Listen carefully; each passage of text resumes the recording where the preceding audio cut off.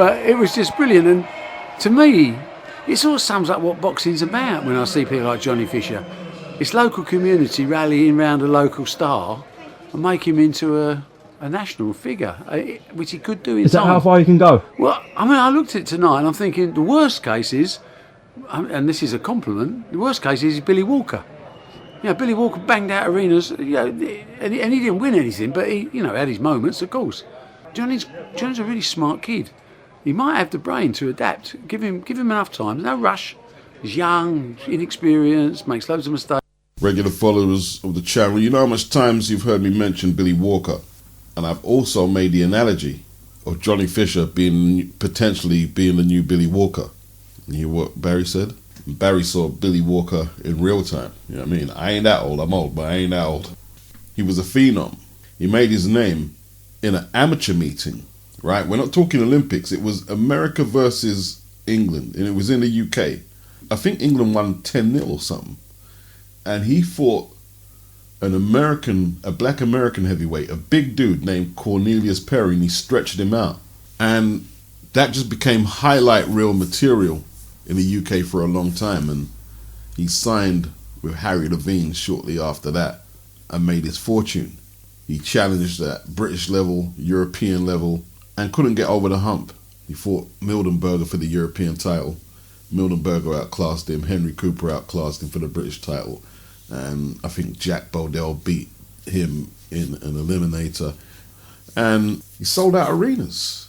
Viewing figures on BBC when he used to fight, millions and millions. The original Golden Boy, before Oscar, the Golden Boy. He was trained by his brother George Walker. In my comments section, this gentleman here, Welchmer, says, I've got a mate who's 10-0 as a pro, and he's nowhere near selling 1,300 tickets. I've never watched this Johnny Fisher box, so I can't comment on his boxing, but selling 1,300 tickets in 3 fights is good numbers. He uses MATCHROOM cards though and gets tons of promo stuff in the media though, so he's more hyped than most. Yeah, I'd agree with that. Nathan Kerr said, I totally agree, he's got an impressive fan base for only 3 fights before tonight. And I think he's one of the reasons that Fast Eddie didn't cancel tonight's show after Dylan pulling out with his injury. Yet he's getting good publicity from the MATCHROOM machine. But at least he looks like he should be there. Don't want to turn this into, you know, boxing is a business, because I get no percentage out of that from MATCHROOM or DAZN. But in the UK market, Johnny Fisher is a promoter's dream. If we're going back to the 80s, 70s, they would unapologetically say, yeah, the promoters, he's a good white prospect. They'd admit it because it's a good find, and they wouldn't be worried about political correctness. And nobody, from what I used to read in the magazines, black people thought they were being racist. They were just talking about the reality of the situation. You got a good white prospect there. You're going to make money. That kind of language did get phased out of boxing, of course. But if the black promoters found a white guy like that, they knew what they had, and they'd market as appropriately to make money. Let me explain to some people who think, yeah, you can just put on a pair of gloves in the UK and make a whole lot of money because the boxing fans are that just dumb and they'll turn out. The York Hall, before COVID, would literally put cards on every week. Capacity, 1,200 people. So that means Johnny could have sold it out all by himself, right? And when you go to them cards, it's low budget boxing, right? Somebody from Philly, maybe my age, would tell you a similar story about the Blue Horizon in Philly. Similar capacity, low economy boxing, basically, you know. And most of these boxers who fight on that York Hall card are allotted a certain amount of tickets to sell. Where do you think they're going to get their purse? You got to sell some tickets. Now, if the likes of Steve Goodwin, who does a lot of the shows there, thinks that you're a bit of a prospect, but you're not a big ticket seller, he may pay some of your purse out of his pocket if he's got you signed on a multiple fight deal or whatever. But basically, to get on that card, you could be bragging that, yeah, I'm a better fighter than him, I should get a spot. You better be able to sell some tickets. That's how that promotion in Bethnal Green has been sustainable over the years. You've got to sell tickets. It's not a joke. You can go back a couple of years and listen to Dillian Whyte talking about when he fought up in Camden, having to sell tickets just before he fought. Even Ted Cheeseman recently saying, before a fight, I haven't got the pressure of selling tickets this time. I can just focus on the fight. I think that was before the Metcalf fight, not the Williamson fight. Yeah, that's what he was saying. And, you know, people look at Matchroom like, oh yeah, this the champagne end of it. Everything's roses. No, Eddie will expect you to go shift some tickets. Go shift some tickets. Make yourself useful. Make his job easier. I mean, it's not like they had big numbers in here. How much do they have in the O2 today? It might have been about 5,000 people because Dylan pulled out. And I'm guessing a lot of people were going to buy their tickets last minute.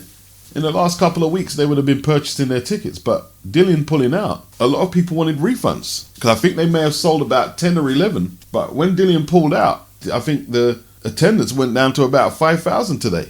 Yeah, correct me if I'm mistaken. No disrespect to Chantel Cameron and Mary McGee, but trying to sell 2 women as the main event was Eddie saying, look, we're going to take a loss on the show, and we know this.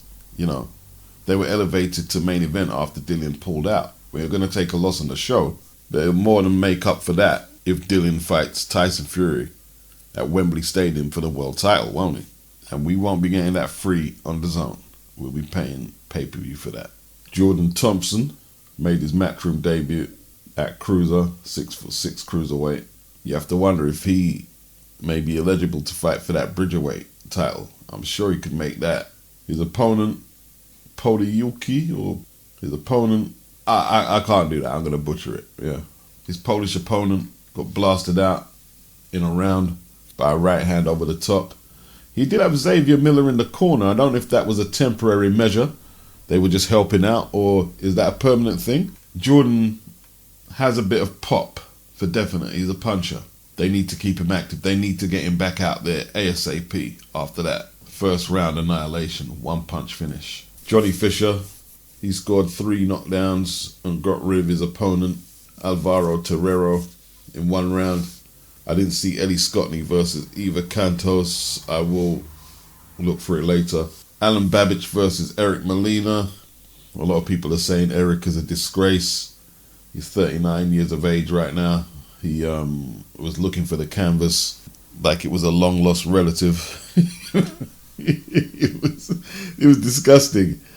But it's not Eric Molina's fault, is it? It's Eddie Hearn's fault. You know, it's the matchmaking's fault. And even then, saying it's their fault, it's boxing. He made his way to the ring with no ambition whatsoever. And the way he sees it is like, man, Eddie, you want to keep giving me checks to fight on these Matchroom cards and get slapped around by your prospects and contenders, your champions? Okay, I'll take the money. And Eddie did say this is the last payday he gets from Matchroom. And I don't know where he's going to get any paydays in America. It was horrible. He got floored in the first attack that BABIC made. And some of the knockdowns, you're just looking at them like, damn, Eric, how did you go down from that? It was quite sad. It was quite sad. He reminds me of the former British heavyweight champion, fainting Phil Scott. If you go on Phil Scott's box rec, the thing to look out for is how much wins that he has via disqualification. Because basically, if you hit Phil to the body, he's going to go down and claim a low blow. And that's what he used to do. He just used to go down without really getting hit. You know what I mean? Fainted Phil Scott. That's what Molina has become like. A little like Malik Scott when he fought Luis Ortiz. And a few more of his fights, barely getting hit, but pretending that he genuinely got hit by some thunderous shots. Crazy. Craig Richards versus Marek MATCHROOM. Interesting performance. Like, Marek had never been stopped. 20 wins, 2 losses, 2 draws. Craig came out there with his mask. You gotta admit though, like, BABIC had a mask, Craig had a mask. I don't know if anyone else had a mask. A lot of boxers these days are wearing masks. But you have to say, Deontay Wilder did start that trend. He did. Gotta give credit where it's due. He did start that trend. So Craig came out, a man on a mission, just off that narrow points loss, at least on the scorecards, to Dimitri Bivol. And at the weigh-in, he was uncharacteristically a little hostile. He wouldn't shake his opponent's hand. And he came out today behind his jab, tall fighter, got hit with that overhand right too much. Like Marek, another Polish fighter, was looking to time that right over the jab all night because Richards had a tendency to drop his left hand low after jabbing. And he got caught a few times, but Craig holds a very good shot. But for the most part, Craig was in control. Marek was making it competitive in saying that. But Craig landed that right uppercut in the 6th. Great shot. Excellent shot. And Marek felt that. And Craig went about following up. And it looked like he let him off the hook a couple of times. But he kept punching. Landed a big left hook. And the referee jumped in. The other week or month, I was talking about foreign opposition fighting away from home. When you're taking a sustained burst of punches under pressure away from home, take a knee.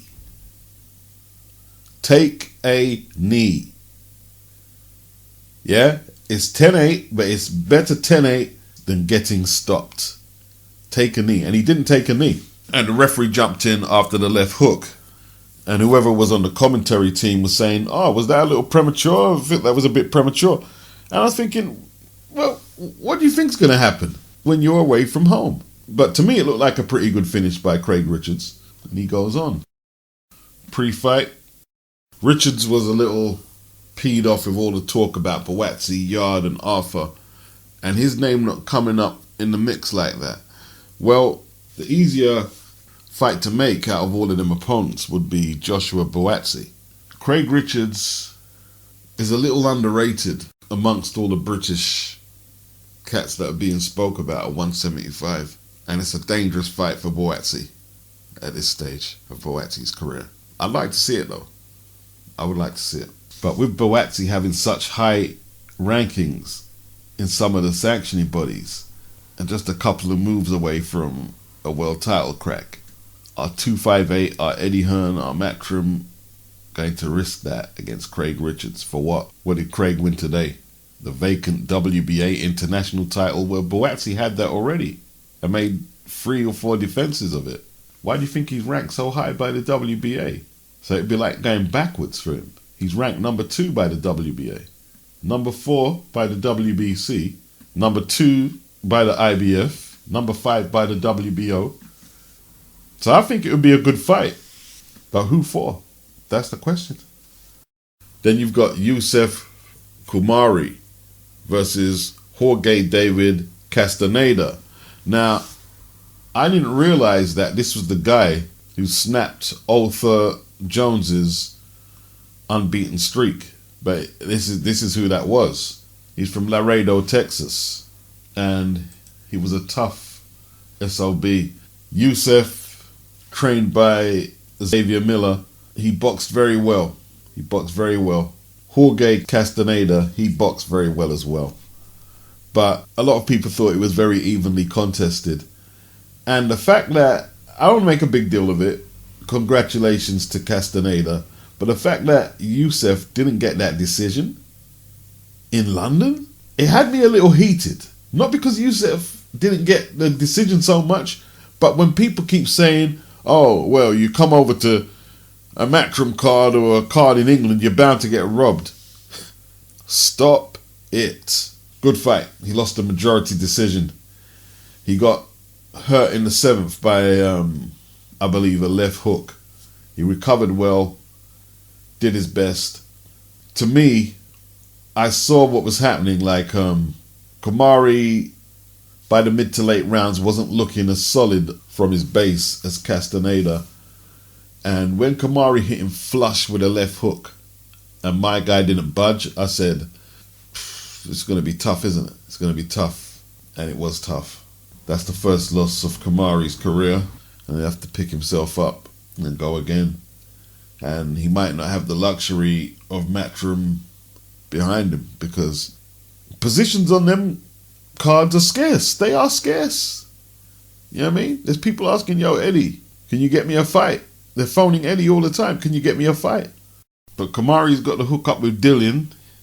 He's with Dillian's team, so I don't know if that can leverage him a slot on a Matchroom card not too far down the line. We'll have to see. And the headlining act, Chantel Cameron versus Mary McGee.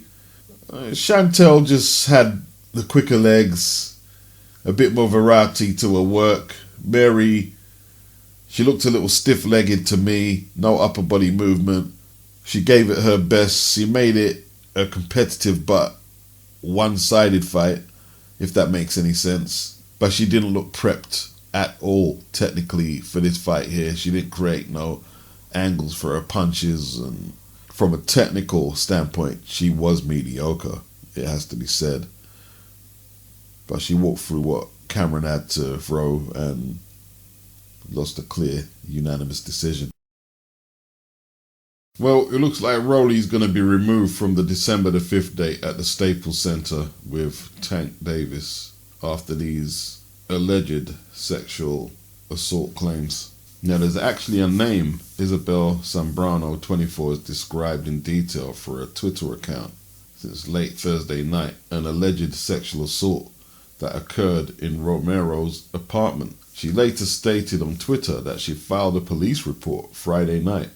The date of the alleged incident was not known when this story was posted. So I was thinking this was maybe a few years back or months back. This is a recent incident.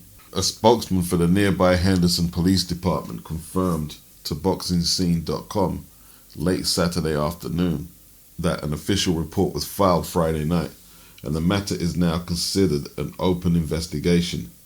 The allegations and investigation into sexual assault have been taken extremely seriously by executives for Showtime, the pay-per-view distributor of the event. Stephen Espinoza acknowledged that the network is aware these are disturbing allegations and we're very concerned, is what he told BoxingScene.com. It's a developing situation and we are monitoring the facts as things develop. We have not made any decisions yet, so we're not going to comment at this time, other than to say that we are monitoring it very closely. They have admitted, though, that Team Davis have spent Saturday searching for potential replacements for Romero.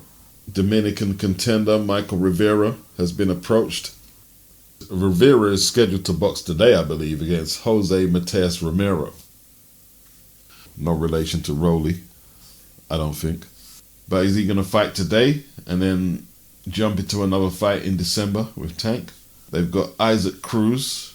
He was in the running to face Tank Davis before they chose Romero. They're not sure if Cruz will take such a difficult fight on short notice. Is it really that short notice? What are the boxers doing these days? 5 weeks to train and get ready for that. Career highest paydays, great opportunity. You know, I'm tempted to make some old school reference and say, back in the day, this fighter did this and did that on this amount of notice. But let's leave that today. So Rolly has more pressing issues than boxing, but he does miss out on a career highest payday, but I'm hesitant to say a world title opportunity, because what kind of belt does Tank hold at 135 with the WBA? Teofimo Lopez is the super champion. But nevertheless, big payday, big fight opportunity. That's all out the window for this kid now, Rolando. He's got other pressing issues right now. If them other women who he allegedly violated appear and press charges, that will just strengthen Isabel Zambrano's case against Rolly. And even though it's always innocent before proven guilty, it's not something that the networks are going to want to associate themselves with. Although Broner, he's got some sexual offence case looming over his head where he hasn't paid a victim in a sexual assault case, what was it, $600,000 restitution. The judge ordered that in December 2020, but in February of this year, Broner was fighting on a PBC card on Showtime. I guess the difference is that Rolly's case is still being investigated, so there you go. I appreciate this last one isn't to do with you, but Javon Davis versus Rolly Romero, there's talk about Romero potentially being taken away from that card because of behaviour in the past. Just your comments on that situation there? I don't know anything about the situation, but I spoke to Devin Haney and I said, are you happy for me to put your name in the mix? And he said, yeah, because at the moment, No Go Diaz has not signed his contract after being offered more to fight Devin Haney than he was getting to fight Ryan Garcia. So we'll have to see what happens. But you know, we want to make the Jojo Diaz fight, but he's got to hurry up and sign the contract. So Hughes wants that fight? You said Maxi Hughes. Give me credit for being able to decipher that. He said Maxi Hughes wants to fight. That's a British lightweight. He wants to fight Devin Haney. It's not big enough, in my opinion. You know, that fight is there, and we may end up making it, but we need to make big fights, statement fights in the US market for Devin Haney. Our preference is Jojo Diaz. Is there a deadline on that? Yeah, it's 5 weeks tonight. I mean, they're all training for that date. Even Jojo. He was supposed to be fighting on November 27th. So he's ready. But at some point, we need to go on sale. December the 4th, MGM Grand.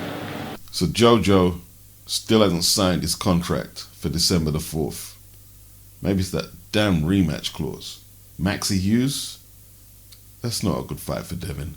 Not unless he takes it in the UK and starts developing a little fan base over here. You can't send Maxi Hughes to fight Devin Haney in America. The American media will not be impressed with that at all. No disrespect to Maxi Hughes. And what's the likelihood that Tank is going to fight Devin on 5 weeks' notice? You know, Floyd was saying he wanted to keep everything in-house. But Devin is a free agent, and he'd be willing to say, yo, you don't have to cross over any side of the street. I'll cross over to your side of the street and take on Tank. Well, what's the likely scenario? You're going to get Leonard Ellaby doing some interview. That Eddie Hearn, why didn't he manage his own fighters? We're doing okay over here. We don't need him over here. Hey, go back to England. Around the fight. I mean, all the ridiculous things he was saying about Josh Taylor when Tank fought for the lower tier WBA strap, saying Taylor don't sell. Tank is this, he's a big star. Just sounded stupid. No, Tank is not going to be fighting Devin Haney. It's not happening. No way. But the truth is, Eddie isn't delivering for his two main American fighters he has signed. Andrade's fighting Jason Quigley. A lot of people are just ridiculing that fight. And who is Devin going to be fighting? Wasn't Eddie working with Triple G since they've all been hooked up with DAZN? What happened with that? Why is he fighting Murata and not Andrade? 18th of December, Tampa Bay, the Amalie Arena. Jake Paul 4-0, 3 KOs, 6'1", 76-inch reach. Born in Cleveland, Ohio. He lives in Puerto Rico. Didn't know that. Against Tommy Fury, 7-0, 4 knockouts. 22 years of age. From Manchester, England. 6 foot. I don't have his reach registered. Who you got? This is going to be a Showtime pay-per-view. It is what Showtime is producing for boxing right now. You're going to put Tank versus Rolly on until Rolly got caught up in the mix here. And this? I'm not impressed. It's always dangerous when fighters come out first round, not using their jab, looking to land big right hands. But DELORME, you know, he wanted to make his mark on ENNIS quickly because ENNIS is a fast, strong, big, powerful fighter and skilled. And if you let him get into a groove, it's going to be a tough night for you. So he wanted to land something big and get Boots his respect. He tried to get off some big right hands, but Ennis got his own right hand off. Right hand over the top, landed on the side, not quite the back of the head, but, you know, and down went DELORME. He tried to shake it out of his legs, got back up, referee wiped off his gloves. Boots came in throwing combinations, looking for an early finish. He landed a good left to the body. Got caught by a nice right hand counter by DELORME, but Boots was all amped up, looking to do damage by that stage there. Boots came out from the orthodox stance, but by the time he landed the finishing 1-2, that was from the southpaw stance, so the switch hit a 2. And he made quick work of DELORME. Nice little showcase knockout for Boots. He called out Errol Spence. He'd have been better off calling out Pacquiao, to be honest with you. He's got more chance of landing that fight than a Spence fight. He looks big in there. He hasn't got long. He hasn't got long to land a big fight at 147, you wouldn't have thought, before he has to move up. He looks pretty big. He is moving up the rankings in all the sanctioning bodies. I think they've just got to keep him busy right now. I mean, David Avanesian, he likes calling out Conor Benn. You want to go up there against the Boots man? I don't know. Conor Benn ain't ready to fight Boots. And I'm not doing no witness protection for Conor. He's just not ready. He's just not ready. He'll get smoked. He might think differently. He might want to take the fight. What about Danny Garcia? It's an easy fight to make. They're all in the PBC club. Just keep him busy. You know what I mean? Just keep him busy, I guess. Keep him active. Let him showcase his skills. The only issue is that Al just doesn't put on enough cards. So he can do that. But for more victories, eventually he'll work his way into a mandatory position. And then he'll get a shot. And we'll see what he can do. Don't want to repeat myself. He looks like a threat at 147, but how long can he keep making the weight? Jamal James has lost his WBA title. He was headlining on this card. He's also out of the tournament where he'd go on to fight the winner out of UGAS and Stanionis to become the official 147-pound champion for the WBA. He was stopped in 9 by BUTAEV. They say it was controversial. I can't find no highlights or a copy right now. So BUTAEV, he goes on to fight for the full WBA title. You know, I was looking forward to watching JARON ENNIS more than Jamal James. I've never been sold like that. Not that he's a bad fighter, but, you know, I haven't been overwhelmed by what I've seen. And he's lost his belt. Don't want to do no weak triangle theory, but, you know, DELORME took Jamal James 12 pretty recently, and we saw what Boots did to DELORME tonight. Levels. I don't know too much about BUTAEV. He's Russian. Trying to see some opponents that I recognize. But somehow he got a shot before Boots. He's 14-0 with 11 KOs. What I don't get is this tournament. You know, congratulations to BUTAEV, but I don't get the tournament. They say they're going to get rid of interim belts. But yet, you let this guy fight Jamal James for the interim belt. Why not just let Jamal fight UGAS and get rid of the strap? I don't know. Does anyone consider BUTAEV beating Jamal James as an upset? I want to get a copy of the fight, and I'll break it down and let you know what I thought. Peace.